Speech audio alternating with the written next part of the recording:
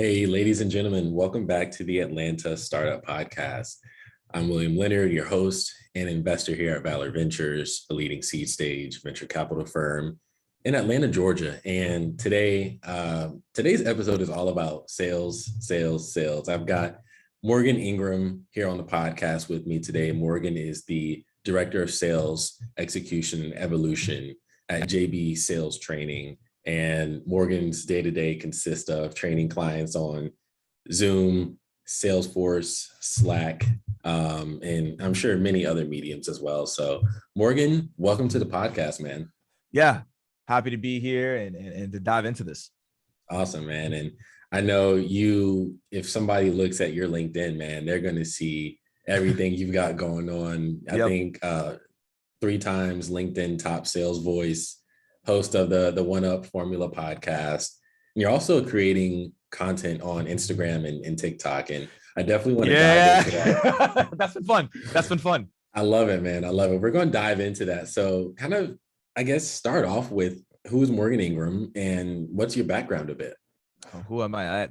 That could be a long conversation itself, right? Like, Who is William? Right? We could go back and forth on that. But I'm gonna keep it really simple for everybody. So background is I started off in sales as an SDR, sales development rep. If you're in tech, you know what that is, a hunter, cold calling, emailing, reaching out to people to schedule meetings. It's not something that I wanted to do, though. I never wanted to go into sales. I actually wanted to go into marketing out of all places originally, but marketing is weird with entry-level positions because they tell you that you need 5 years experience for a job that is right out of college. So it's like the logic is flawed on me. So when I started off in sales, I was not good at it at all. Had to really practice it to get better at it, which eventually allowed me to then start creating content on being an SDR. So I created a YouTube channel called the SR Chronicles, which is crazy to think about. It was like 5-6 years ago. And that's what got me to where I'm at today. So I never will come from a place of like, this is it. This is exactly what you should do. I come from a place of sharing what I've learned in my journey that I've seen work for other clients and other mentees that I have.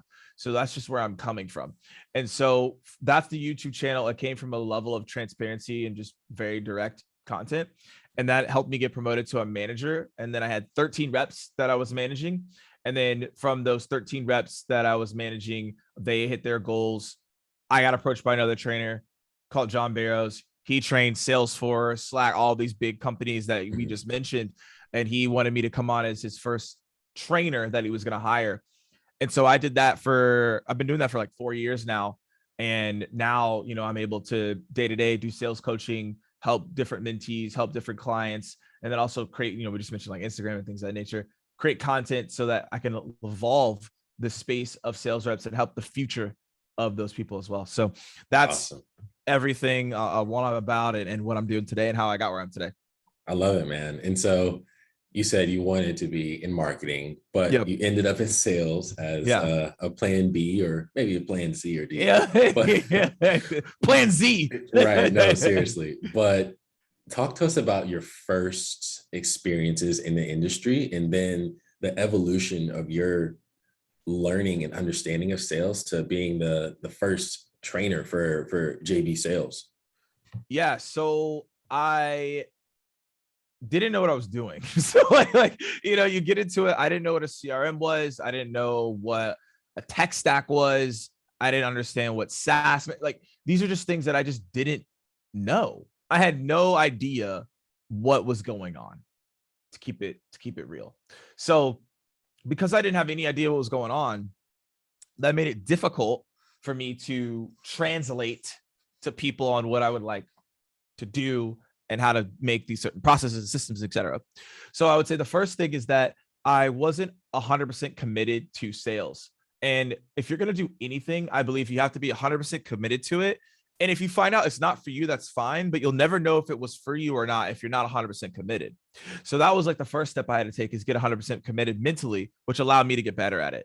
And then number 2 is I had to care about the people I was talking to. You can be thoughtful and be 100% in your work, but you also have to care about the other people you're working with.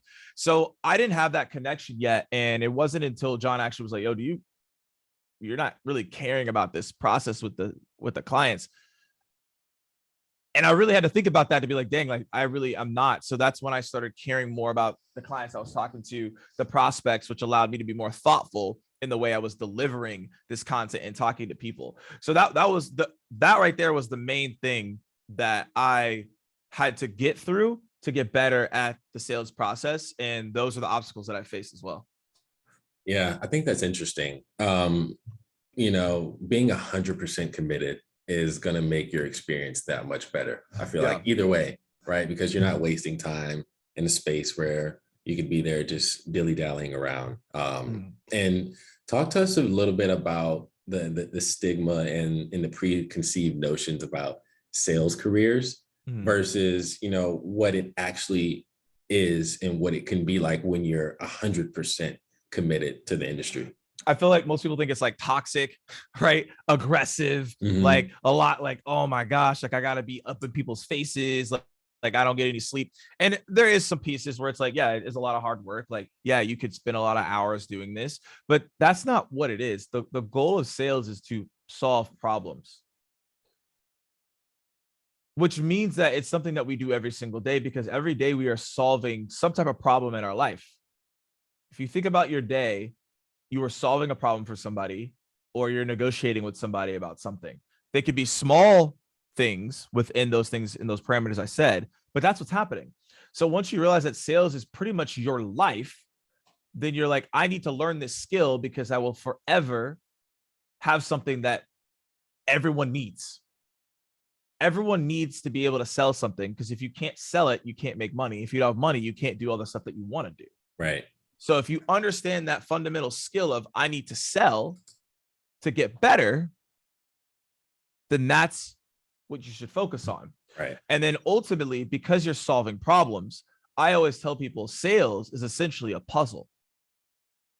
So some sales can be easy, right? There's puzzles that are like 50 pieces, right? You finish it like in 2 minutes. But then there's some puzzles that are 10,000 pieces, right? That's when you get into like complex enterprise sales. But the puzzle, at the end of the day, the framework is the same. When you get a puzzle, you find the edges and then you build from the edges. That's how you do a puzzle. Yeah. So that's also something on what sales is as well. And so once you understand that a sales career can help you forever, whether you're an entrepreneur, you are in sales, you're in marketing, it doesn't matter what role you're in. You're always selling. You don't realize it until you acknowledge it, that we are in sales and you need to learn it. Yeah, I think everybody, no matter what career path they're in, is in sales in some capacity. Like, they are. Yeah. I'm in venture, but venture is sales, right? You're selling LPs to invest in you, and equally you're selling founders as to why you should be on their cap table. And it's something that's unavoidable, right? I took so many sales classes in high school and college, and I hated it, man. I hated it, but it's something you have to embrace and really learn. So I like your puzzle analogy as well. I think that really simplifies it and puts it together. And I want to dig into a little bit about your day-to-day with JV Sales, and what are some of the biggest problems that are plaguing modern salespeople today in enterprises and the private side of things as well? Wow. Okay, so I'm gonna give 3 things that are obstacles for modern sellers. And when I say these things, I want everyone to think about how you can have solutions to them. And I'll give you some solutions, but there could be other ones as well, right? Beyond what I'm going to say. Number one, this is going to hurt some of y'all. This is going to hurt some of y'all when I say it, is laziness. Let's go ahead and address it. It's laziness. Now, why? Why is this happening? It's happening because there's so many tools, right? I have a sales engagement tool. I have a video tool. I have a data tool. I have a CRM. I have a tool that records my calls. I have a tool that does this. I have a tool that does that. So you have so many tools. And if you're an account executive, you're a salesperson, maybe you got an SDR who's giving you leads, marketing's giving you leads, right? And so what happens is that you get lazy because you're like, oh, these products, these solutions could do all these things for me. And when you become lazy and you expect other people to do things for you, you lose consistency. And when you lose consistency, you don't have momentum. And when you don't have momentum, then those results start to falter. because momentum is everything. You watch an NBA game, and all an NBA game is momentum swings. 8-0 run, 12-0 run, 12-2 run, 10-10 run, right? Like there's momentums in the game, and whoever you find has the most momentum will win the game. And it's the same thing in sales. If you have momentum, you're more confident in handling objections. You're more confident to prospect. You're more confident in closing your deals. If you don't have momentum, you don't want to go prospect. You're hesitant in handling objections. You do discounts for 40%, which you should not be doing at all, right? Because you're like, I don't have momentum. And I would say that's the number one piece is the laziness, and laziness leads to no momentum, and no momentum leads to no results. And it has to do with products. It has to do with outside factors, which is why you have to focus on your own destiny. You have to focus on yourself, right? So that's laziness. Number two is short-term gratification. Now, that a lot has this deeper fact, but a lot has to do with dopamine, right? We're all looking for dopamine hits, and it's elevated over time because we have social media, right? Instagram, TikToks, and all things in the world that give us instant dopamine hits, and we're continuously looking for that dopamine hit. And so because we live in the micro society, people call it, because we live in this, as sales reps, you're looking for the quick fix. How can I get the number one template that's going to give me 100% reply rate?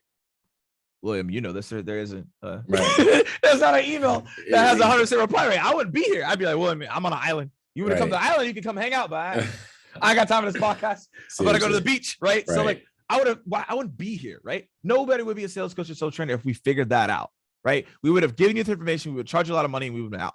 So that's not the case. I can't give you the number one thing to say on the phone that will give you 100% conversion rate. That's not real. I can't give you what to say on LinkedIn so everyone loves you. That's not real. But that's the problem is that because we live in the short terms gratification, you see people on Instagram doing their thing. All that's an illusion. And once you realize that this is a game of, number one, consistency, which is why I started with that, you have to think about the long term. And so when I say that is, how are you engaging people on LinkedIn? The long term, taking a little bit more time to write out personalized emails. The long term, prepping to understand your persona, so when you make calls, you actually are relevant to the people. You will win as a sales rep if you realize, I need a long-term focus. Let me get away from short-term satisfaction and gratification. And that could just be like not being on social media as much, because that's the reason why you feel that way. Like if we want to go deeper. And then once you've realized that, right, you're going to be better than everyone else, because you're going to take the extra effort that I'm telling you most reps don't do, because they just want the quick wins. What's this template that's a horrible mindset.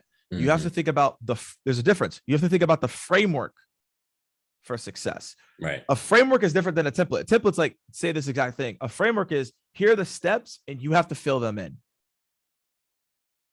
So that's like number two. And I would say number three, this one's gonna hurt some people too, William. So hopefully it'll come after me after this podcast. It'll be all right, man. It'll be all right. But in all seriousness, ego.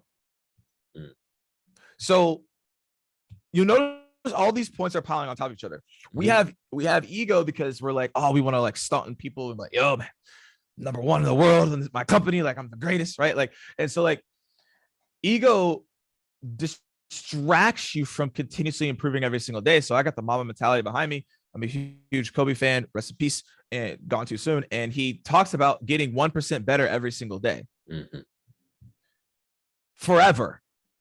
Not just, I won the championship, so I'm good. I've already won 5 championships and I'm still trying to get better every single day. Right. One thing that I found fascinating about Kobe, and I would encourage everybody to do this the same, is that when you're learning sales, it's not just about reading sales books. It's about reading things about, I'm reading 48 Laws of Power right now. Like I'm trying to get deeper, right? So human nature, psychology, like how do humans interact? Why do they actually buy things? What's the emotions behind that? You have to really tap into that to get better at sales. It's not just reading a sales book or listening to a sales podcast or doing those things. So my point is that Kobe used to cold call randomly CEOs, doctors. He'd be like, hey, I'm Kobe. They're like, Kobe, why are you cold calling me? You could have just like, right. You could have emailed me. Like you could have just pulled up like you're Kobe. He's like, no, I just wanted to cold call you. I have a couple questions. They're like, questions? Like you're Kobe. Like, and this is like after he had won like with Shaq, and all those things, right? Right. Like, yo, you're Kobe. Like, why are you calling me? Like, you're winning championships. He's like, no, I'm just trying to learn. Like, I need to understand. And he would ask like random questions. He'd be like, I need to understand, like, why did you acquire that company? And they're like, what? But they would obviously give him the answers. So why is that important? Kobe doesn't really need to talk to anyone because like his success was already there. Like, he could have been like, all I care about is basketball. I don't care about anything else. And he could have rode that out. But because he was looking to grow 1% better every single day, he's like, yeah, I'm the best at my craft, but I'm still asking questions and I'm still trying to figure things out. And that's what I encourage everyone to do as well, is still ask questions and try to figure things out. So those are the 3 things that you could do to be the best modern sales professional that you can be.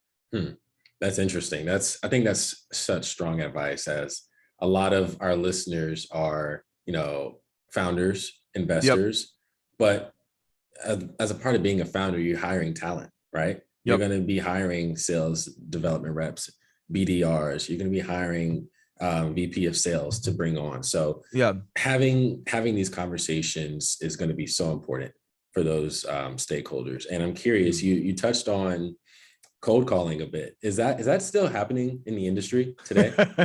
This is funny. We were having a conversation with someone about this morning. And so I want to break this down, because people say, oh, cold calling's dead. And I don't like that. And I actually got, in the beginning of my career, I actually got called out for saying something was dead. And I appreciate the person calling me out now in retrospect. In the moment, I was like, I don't like you. But in retrospect, I understand what he was saying. And like, now I'm going to say the same thing. What is the definition of dead? Like, that means it's not moving. Right. Deceased. You can't, nothing is happening. Yeah. So when I hear cold calling is dead, that means to me like, oh, it's like, it's not working. Like, I talk to every single sales rep in the industry and they tell me they're getting no conversions on the phone. That's not happening. Right. Now, is cold calling a little bit harder because of the data? Sure.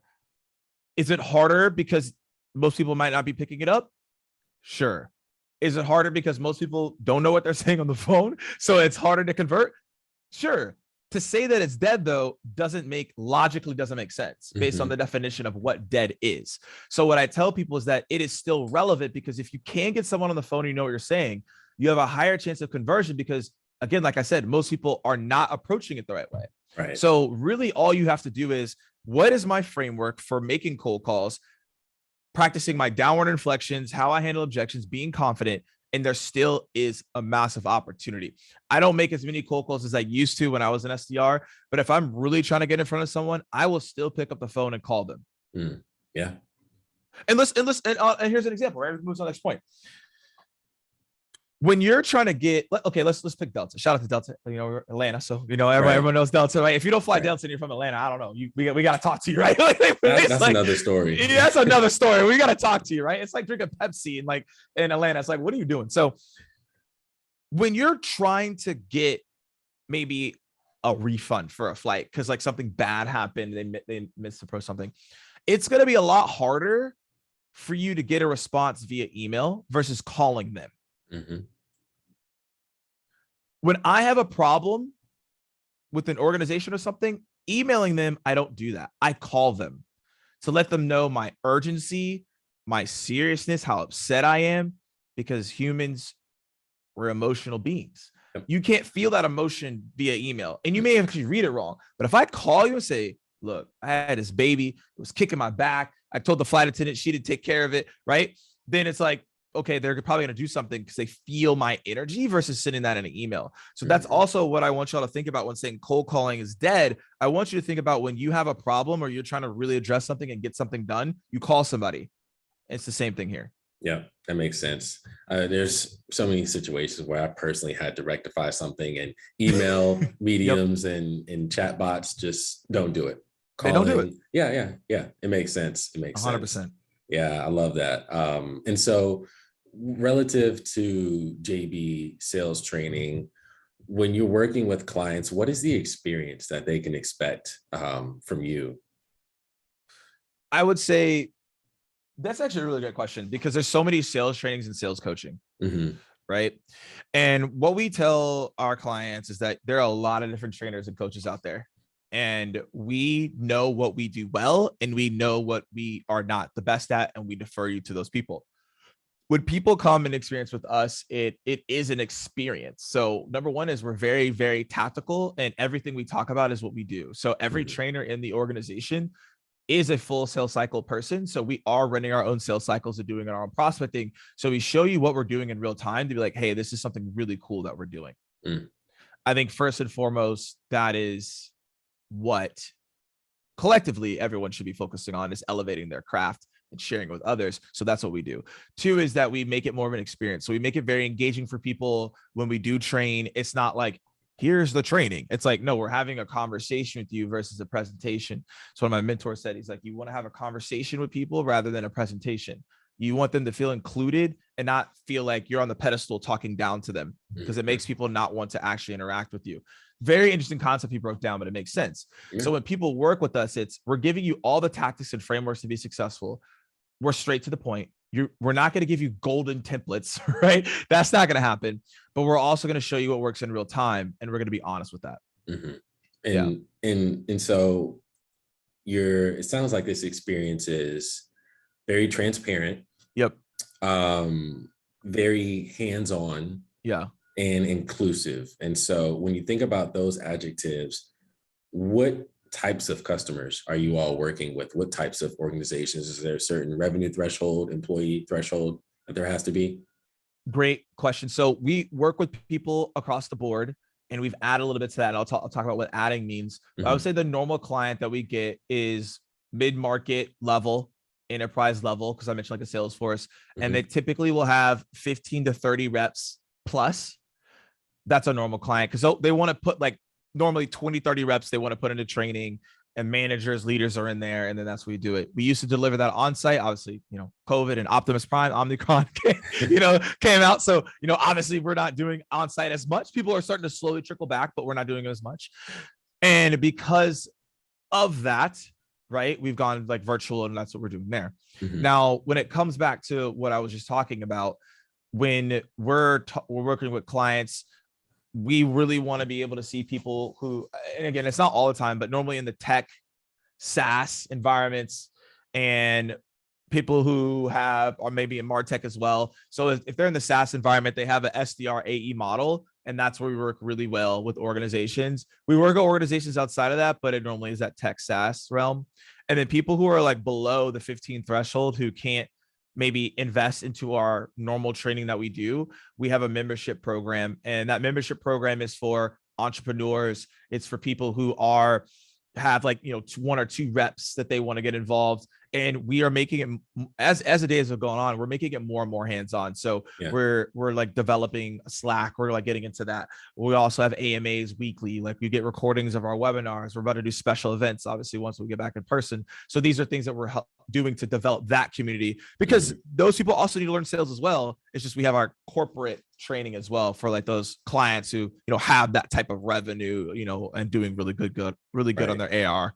Yeah. So it sounds like you and the team are offering a very robust, comprehensive set of services to your clients. And so you've been at JB since 2017. Is that correct? Yeah. Since 2017. Crazy. I know. Time flies, right? Time flies. It does. And, I'm sure you've worked with way too many customers to count, but is there a particular success story that stands out to you that you can speak to from your experience with JB Sales? Yeah. So there's an organization that I worked with. They hired a lot of SDRs, and when an organization hires a lot of SDRs, it's really spot on. And their manager had been through the training before, and their VP had been through our training before as well. So they were advocates of us. And when you're hiring, they hired like 20 new people in the past 2 months, and they already had existing 10 SDRs. So they were looking to ramp really hard. Right. And I really love this story, because the people that were coming in had no idea what sales or sales development was. And the 10 people that were there weren't really hitting their numbers as much as well. So they brought me in to do the training, and I just love the results. And typically we see them like 30, 45 days after. And from the training and the action that they took, the team consistently was able to hit their team quota all the people that they came in that were ramping were able to hit their ramp quota, and some people hit over their ramp quota, and they were able to see increases in their email reply rates, I think from 3 to like 8%, which is pretty solid across the team if you look at email reply rates. And their connection rates 2x. So well, their connection rates 2x, and then their conversion rates 2x. So for me, like, that was an amazing story to work with that team, because they had so many people coming in that had no idea what to do, and they took the information, they executed on it, and they saw results. And so I would definitely, shout out to them for that. Yeah. I feel like sales is just such an in the moment iterative process, where you're constantly refining your pitch, your materials, like you said, your arc of how you're trying to paint the narrative to your customers. So exactly. Yeah, I love that. And so looking ahead to 2022, now that you've been with JV Sales for going on 5 years now, what's the next exciting thing that you all are working on internally? Yeah, so I'd say the most exciting thing that we're working on right now internally is elevating the content that we put out to the market. And so what I mean by that is, we have been refining the way that we go about delivering our webinars. So we've really been fine tuning, like, how can we make them more interactive? Like, for example, next week, like, we're doing a mock cold call webinar, and like, that's different than what we do. We're doing like different bracket challenges that we're going to be announcing. So like, it's just, we're getting more in depth into the community, which is exciting. And I would say we're even diving deeper into like our members in certain things. So like I said, the membership is what we're really diving into. This is the most exciting thing we're working on. We're building out the Slack. We're getting people more connected. We just did this week is the final day, or today is the final day. We're doing a prospecting challenge. So what we did is we had everybody who needs to build pipeline, and we said, hey, come in the Slack channel. We're giving them advice. We're giving them tips to go schedule meetings. And then we have results that they're sharing in the Slack channel of like what they're getting. And this has all been free. So these are things that we're doing, is just like diving deeper into our community. We like to call them the Brians and the Briannas of like, cause we name them, and we're really just trying to service them as much as we can. Right. That's awesome, man. I think really understanding how your customer is evolving, and you all are evolving right alongside them. And I think that's the most important thing there. That's awesome. And then, as we kind of wrap up the conversation here, you touched on some of the problems that you see plaguing modern salespeople today. But, if there's a new AE, a new BDR just joined a company at the top of the year, what are 2 or 3 practical tips for helping them literally up their sales game and just absolutely crush it this year? Number one is you need to go talk to customer success.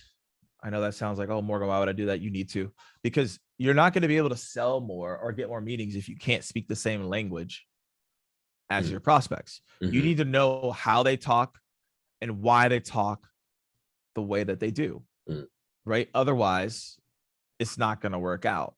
Right. And just like how each country has its own slang and lingo, you need to know the lingo of your buyers. So I would say go talk to customer success immediately. Second is know your game plan, know your numbers. Most people walk into the year, they have 1 million quota, and they're just like, they just look around like, I guess I'll do some work. Like, no, you need to know, okay, every month, where should I be at? Every day, week, where should I be at? Like, you need to know this to the T, because if you don't, you're going to be struggling. It's not going to look good for you. So you need to go look back and be like, okay, what do I need to do to hit $1 million in my quota? And I always tell people to do this, is you need to 2.53x that quota, and then work off as if you're trying to hit 2.5 million, 3 million. You may not do that, but you need to put the work in as if you're trying to do that, because then you will ultimately just hit 1 million regardless, right? Because that's what is the reasoning behind 2.35xing? I'm curious why it's so specific. I'm so granular on it because, well, it's easier. It's you're gonna remember 2.5, right? Because you're gonna be like, wait, 2.5. But also as well, it's based on the effort that you need to put in, right? Because if you only 2x it, then you might hit a little bit below that. The goal is, I'm saying 2.53x because it's really just a good, perfect number to be at, because if you 4x, that's way too aggressive, right? If you 1.5x, it's too small. 2x, you're just not really there yet. 2.5, 3x is like right where you need to be. And it's also a realistic amount of activities that you can do. Mm-hmm. Because otherwise you're just going to you're going to go way too much, or you're going to go way too little. Right. So, and I heard that like on a podcast too, and this is how they broke it down. And so I did the same thing last year, and I hit my goal way earlier than I was supposed to, but I just followed what he said. And he's like, this is the reason why I say 2.5, 3x, because you want to have that work effort. So that's the reason he broke down on that. Got it. I love that advice, man. I think that's so tangible. It's so practical. It's easy, but it needs to be done, right? You need to know who you're going to be speaking to. Like you said, speaking that language, really encompassing that persona is going to put you in a whole different ball game. That's awesome. That's great advice. Absolutely. And so, you're also a podcaster yourself. Talk a little bit about the One Up Formula podcast before we hop off. Yeah. So this podcast. So when I first started the SR Chronicles, I was documenting my journey as an SDR, like I talked about, and it was just solely focused on sales. Mm-hmm. And as I've trained other people, I've been talking to other people, I realized that you have to go beyond just sales. It's your mental, it's your spiritual, it's all these deeper conversations. So the One Up Formula, it comes from Mario, because I'm a gamer. One Up, when he takes the mushroom and he grows, but that's where it's from. But the whole thing is that like, you can be great at sales, but lose all the money and well-being and mental health from being great at sales. So what I mean is, you can make all this money, but your life still be sad and miserable because you didn't do the deep work to elevate yourself. And so what I know, the future of the sales profession is not the Wolf of Wall Street. It's not it's not that, right? We've gone way past that, right? Right. I'm trying to show people that this is the future where you make great money. We're not going to stop giving you sales advice. That's not what I'm saying. I'm just saying I'm giving you sales advice and more. What should you be doing? It's looking crazy right now in the stock market, right? Because if you have stocks right now, you're probably freaking out. Like I am, like, oh, it's not looking good, right? So I want to bring people on to talk about that. Mental health. What does that actually mean? Spirituality. What does that actually mean? Right? That's what I want to be able to do. And so that's what we're doing with the podcast. I love it. So you're really digging deeper just past the surface level of sales. Yes. And I think that's so important, especially in a career like that, where burnout is very prevalent and can happen without you even realizing it and creep up on you, just impact you.